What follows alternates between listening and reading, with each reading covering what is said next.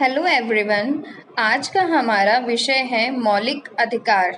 आज का हमारा टॉपिक क्या है? मौलिक अधिकार। आज हम इसी विषय पर चर्चा करेंगे। मौलिक अधिकार से रिलेटेड जो हमारी वीडियो के मेन कंटेंट्स हैं, चलिए उन्हें देखते हैं। फर्स्ट हम देखेंगे इसका परिचय, इंट्रोडक्शन पढ़ेंगे मौलिक अधिकार के बारे में। सेकंड, मौलिक अधिकार क्या है। फर्स्ट हमारा जो अधिकार है वह है समानता का अधिकार। सेकंड, स्वतंत्रता का अधिकार। थर्ड, शोषण के विरुद्ध अधिकार। नेक्स्ट, धार्मिक स्वतंत्रता का अधिकार। नेक्स्ट, संस्कृति और शिक्षा संबंधी अधिकार। एंड द लास्ट इज संवैधानिक उपचारों का अधिकार। तो चलिए अब इनके बारे में विस्तृत रूप से चर्चा करते हैं। Let's proceed. मौलिक अधिकार अर्थात मूल अधिकार क्या है? मौलिक अधिकार को हम मूल अधिकार के नाम से भी बुलाते हैं। हमारा फर्स्ट है भारतीय संविधान के तहत नागरिकों को स्वतंत्रता व समानता से संबंधित कुछ मूल अधिकार प्रदान किए गए हैं। इन्हें ही मौलिक अधिकार कहा जाता है। आप देखते हैं कि हमारा जो इंडियन कॉन्स्टिट्यूशन है उसमें हमें मूल अधिकार प्रदान किए गए हैं। इन्हीं मूल अधिकारों को हम मौलिक अधिकार के नाम से जानते हैं। सेकंड, भारतीय संविधान में इनका वर्णन भाग 3 व अनुच्छेद 12 से 35 तक किया गया है। कई बार हम ये देखते हैं कि कॉम्पिटिटिव एग्जाम्स में ये क्वेश्चंस कई बार रिपीट होते हैं कि भारतीय संविधान में मौलिक अधिकार किस भाग में दिए गए हैं, तो भाग 3 में दिए गए हैं। भाग किस अनुच्छेद से किस अनुच्छेद तक दिए गए हैं? अनुच्छेद 12 से 35 तक। अब जो हमारा भारतीय संविधान का भाग 3 है, उस भाग 3 को हम क्या कहकर बुलाते हैं? इसे हम भारत का अधिकार पत्र कहकर बुलाते हैं, अर्थात मैग्ना कार्टा। तो कई बार ये क्वेश्चन भी रिपीट होता है कि भारत का अधिकार पत्र या फिर मैग्ना कार्टा संविधान में किसे कहा जाता है? तो हमारे जो मौलिक अधिकार हैं उन्हें मैग्ना कार्टा के नाम से भी जाना जाता है। नेक्स्ट हम ये क्वेश्चन भी देखते हैं कि जो हमारा मैग्ना कार्टा है या अधिकार पत्र है, मौलिक अधिकार हमारे, वो किस देश के संविधान से लिए गए हैं? सो आवर आंसर इज संयुक्त राज्य अमेरिका। नेक्स्ट, संविधान की उत्पत्ति के समय जो हमारे मौलिक अधिकार थे उनकी संख्या 7 थी, पर 44वें संविधान संशोधन 1969 के बाद संपत्ति के अधिकार का कानूनी अधिकार में परिवर्तन कर दिया गया।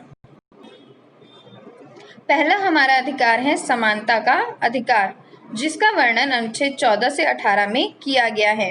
अनुच्छेद 14 जो कि हमें कानून के समक्ष समानता का अधिकार प्रदान करता है। अब आप सोच रहे होंगे समानता किस तरीके से कानून के समक्ष? Let me tell you. अगर कोई नेता है, कोई भी पॉलिटिकल लीडर है, या फिर कोई एक्टर है, या कोई लेबरर है, चाहे कोई अमीर से अमीर है या गरीब से गरीब है, अगर कोई समान रूप से गुनाह करते हैं, एक जैसा गुनाह करते हैं, तो उन्हें एक जैसी ही सजा होगी। ऐसा नहीं है कि कोई अमीर है तो वो बच जाएगा और गरीब है तो उसे सजा नहीं होगी। अनुच्छेद 15 धर्म, नस्ल, जाति, लिंग या जन्म स्थान के आधार पर भेदभाव का निषेध करता है। इसका मतलब है कि किसी भी इंसान को उसके धर्म के आधार पर, उसकी नस्ल के आधार पर, उसकी जाति या जन्म स्थान के आधार पर भेदभाव नहीं किया जाएगा और इसे एक दंडनीय अपराध भी माना गया है। जैसे कि अगर कोई लड़का है, लड़की है, उनके बीच में जो भी डिफरेंसेस किए जाते हैं, तो अगर ऐसा कुछ होता है, या कि कोई इंसान मुस्लिम है, हिंदू है, सिख है, ईसाई है, उसके आधार पर उसके संग भेदभाव किया जाता है, तो ये गलत है और इसका निषेध किया गया है संविधान में और सबको समान माना गया है। अनुच्छेद 16 लोक नियोजन के विषय में अवसर की समानता प्रदान करता है। इसका मतलब सरकार की तरफ से अगर कोई भी वैकेंसीज जनरेट की जाती हैं तो किसी भी धर्म के आधार पर, नस्ल, जाति, लिंग, मतलब ऐसा नहीं है कि कोई भी इंसान, अगर आप में एलिजिबिलिटी है, आप मेरिट लिस्ट में आप उसको क्लियर करते हो, तो आप उसके लिए हकदार हो, आप वो जॉब ले सकते हो। अनुच्छेद 17 अस्पष्टता का अंत करता है। अनुच्छेद 18 उपाधियों का अंत करता है कि राज्य अपनी तरफ से कोई भी उपाधि नहीं दे सकता, उसके लिए राष्ट्रपति की आज्ञा होना बहुत ही ज़रूरी है, या किसी और देश से, बाहरी देश से कोई भी इंसान किसी भी तरह की उपाधि ग्रहण नहीं कर सकता। वह इसके तहत जो ब्रिटिश सरकार ने आज़ादी से पहले जो भी उपाधियां भारतीयों को दी थी उन सभी को ये खत्म करता है। अगला हमारा अधिकार है स्वतंत्रता का अधिकार, जिसका वर्णन अनुच्छेद 19 से 22 में किया गया है। यह 7 तरीके की अनुच्छेद 19 7 तरीके की स्वतंत्रताओं का वर्णन करता है। हमारी पहली स्वतंत्रता है 19A में, जिसका वर्णन किया गया है बोलने की स्वतंत्रता, अर्थात प्रेस की स्वतंत्रता भी इसे कहा जाता है। तो कई बार ये भी क्वेश्चन आ सकता है कि प्रेस की स्वतंत्रता किसे कहते हैं या इसका किस अनुच्छेद में वर्णन किया गया है। तो अनुच्छेद 19A में इसका वर्णन किया गया है। 19B यह हमें क्या अधिकार देता है? शांति पूर्वक बिना हथियारों के एकत्रित होने व सभा करने की स्वतंत्रता। आप पीसफुली कहीं भी विदाउट वेपन के आप इकट्ठे हो सकते हैं, आप कुछ भी अपने आपस में डिस्कस कर सकते हैं, सभा कर सकते हैं। अनुच्छेद 19C संघ बनाने की स्वतंत्रता, आप कोई भी ऑर्गेनाइजेशन बना सकते हैं।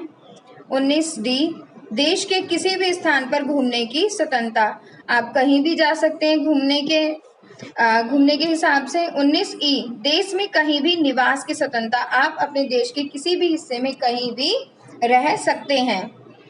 19F संपत्ति का अधिकार, इसे 44वें संविधान संशोधन के द्वारा 1969 में हटा दिया गया था। 19G आजीविका चलाने की स्वतंत्रता, हर एक इंसान को अपनी आजीविका के लिए कमाने की व देश के किसी भी हिस्से में जाकर काम करने की स्वतंत्रता है। अनुच्छेद 20 अपराधों के लिए दोष सिद्धि के संबंध में संरक्षण, अगर आप कोई भी गलत या क्राइम करते हैं, किसी से कुछ भी होता है, तो उसके संबंध में उससे रिलेटेड आपको क्या क्या अधिकार दिए गए हैं। इसके तहत हम 3 तरीके की स्वतंत्रताओं का वर्णन करते हैं। फर्स्ट है किसी भी व्यक्ति को एक अपराध के लिए एक ही बार सजा होगी। संविधान में ऐसा वर्णित है कि कोई भी एक व्यक्ति अगर वो एक बार कोई गुनाह करता है तो उसके लिए उसे 2 बार सजा नहीं हो सकती। सेकंड, अपराध के समय जो कानून है उसी के तहत आपको सजा होगी, ना कि उसके बाद बनने वाले कानून के तहत या उससे पहले जो कानून है उसके तहत। आप जिस टाइम जो क्राइम कर रहे हैं उसी के तहत आपको सजा होगी। थर्ड, व्यक्ति को स्वयं के खिलाफ गवाही देने के लिए बाध्य नहीं किया जा सकता। आपको कोई फोर्स नहीं कर सकता कि आप अपने खिलाफ किसी भी तरीके का बयान दें। अनुच्छेद 21 प्राण एवं दैहिक स्वतंत्रता का संरक्षण, किसी भी व्यक्ति को इस अधिकार से वंचित नहीं किया जा सकता। हर एक व्यक्ति को अपनी स्वयं की रक्षा करने का अधिकार है। अनुच्छेद 21A अनुच्छेद 21A सभी बच्चों को जो कि 6 से 14 वर्ष के हैं उन्हें निःशुल्क व अनिवार्य शिक्षा का अधिकार प्रदान करता है। अनुच्छेद 22 में गिरफ्तारी से रिलेटेड जो हमारी स्वतंत्रता है उनके बारे में बताता है। फर्स्ट, हिरासत में लेने का कारण जानने का अधिकार, अगर किसी भी व्यक्ति को अरेस्ट किया जाता है तो उसे ये जानने का अधिकार है कि उसे क्यों अरेस्ट किया जा रहा है। सेकंड, अपनी पसंद के वकील से सलाह लेने का अधिकार, हर एक व्यक्ति को अपनी फेवरेट या फिर जो भी उसके लिए अच्छा लॉयर है उसे चुनने का अधिकार है। न्यायालय में 24 घंटे में पेश होने का अधिकार, किसी भी व्यक्ति को 24 घंटे से ज़्यादा हिरासत में नहीं रखा जा सकता, उसे कोर्ट में पेश करना होगा। नेक्स्ट हमारा जो राइट है थर्ड, शोषण के विरुद्ध अधिकार, इसका वर्णन अनुच्छेद 23 व 24 में किया गया है। अनुच्छेद 23 मानव के दुर्व्यापार और बाल श्रम का प्रतिषेध करता है। मानव के दुर्व्यापार अर्थात मतलब किसी भी इंसान या फिर जो बच्चे हैं उनको खरीदना या बेचना, ये दोनों ही दंडनीय अपराध हैं। वह उनसे किसी भी इंसान, चाहे वो बच्चा हो या बड़ा हो, अगर उसे जबरदस्ती मेहनत करवाई जा रही है, जबरदस्ती कोई काम लिया जा रहा है, तो ये भी एक पनिशेबल ऑफेंस है। नेक्स्ट अनुच्छेद 24 बालकों के नियोजन का प्रतिषेध, इसके तहत 14 वर्ष से कम आयु के बच्चों को किसी भी पटाखों की फैक्ट्री में या कोई भी जैसे चूड़ियां बनाने की फैक्ट्री है, कांच के सामान की, उसमें काम में नहीं लिया जा सकता। यह भी एक दंडनीय अपराध है। फोर्थ हमारा राइट है धार्मिक स्वतंत्रता का अधिकार, धार्मिक स्वतंत्रता, जैसे कि आप नाम से ही समझ सकते हैं धर्म से जुड़ी हुई स्वतंत्रता है ये। अनुच्छेद 25 से 28 तक इसका वर्णन किया गया है। अनुच्छेद 25 अंतःकरण की और धर्म की अबाध रूप से मानने, आचरण और प्रचार करने की स्वतंत्रता हमें प्रदान करता है। इसके अंदर सिखों को कटार रखने की आज़ादी भी दी गई है। अंतःकरण, तो अब हम अंतःकरण मतलब हम अपने मन से किसी भी धर्म को विदाउट एनी बाउंडेशन हम मान सकते हैं, हम उसको प्रैक्टिस में ला सकते हैं और हम उसको प्रमोट भी कर सकते हैं। इसके लिए हमें कोई भी बाध्य नहीं कर सकता, कोई भी हमें फोर्स नहीं कर सकता। नेक्स्ट, अनुच्छेद 26 धार्मिक कार्यों के प्रबंध की स्वतंत्रता। हम कोई भी धार्मिक कार्य हम ऑर्गेनाइज करना चाहते हैं, मैनेज करना चाहते हैं, उसके लिए हम पूरी तरीके से स्वतंत्र हैं। अनुच्छेद 27 किसी विशिष्ट धर्म की अभिवृद्धि के लिए करों के संदाय के बारे में स्वतंत्रता। कोई भी हम धर्म जिसे अपना रहे हैं, हम उसको आगे बढ़ाने के लिए अगर हम उसमें कुछ इन्वेस्ट करना चाहते हैं, अपने जो भी हम आय हमारी हो रही है, हम अगर उसे लगाना चाहते हैं तो उससे लेकर करों की भी छूट दी गई है। उसके लिए भी कोई भी राज्य या सरकार बाध्य नहीं कर सकती हमें कर देने के लिए। अनुच्छेद 28 कुल शिक्षा संस्थाओं में धार्मिक शिक्षा या धार्मिक उपासना में उपस्थित होने के बारे में स्वतंत्रता। अगर कोई भी शिक्षण संस्थान किसी एक धर्म से रिलेटेड शिक्षा दे रहा है तो अन्य धर्मों के अगर उसमें बच्चे हैं तो वो पूरी तरीके से स्वतंत्र है कि वो उसमें भाग लेना चाहते हैं या नहीं लेना चाहते हैं। इसके लिए उन्हें बाध्य नहीं किया जाएगा और राज्य द्वारा किसी भी शिक्षण संस्थान में इस तरीके से किसी भी धार्मिक शिक्षा को नहीं दिया जाएगा। नेक्स्ट हमारा अधिकार है मौलिक अधिकार, संस्कृति एवं शिक्षा संबंधी अधिकार। इसका वर्णन अनुच्छेद 29 व 30 में वर्णित है।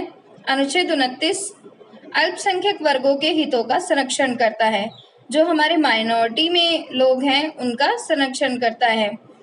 किसी भी वर्ग के नागरिकों को अपनी संस्कृति को सुरक्षित रखने, भाषा व लिपि को बचाए रखने का पूरी तरीके से अधिकार है।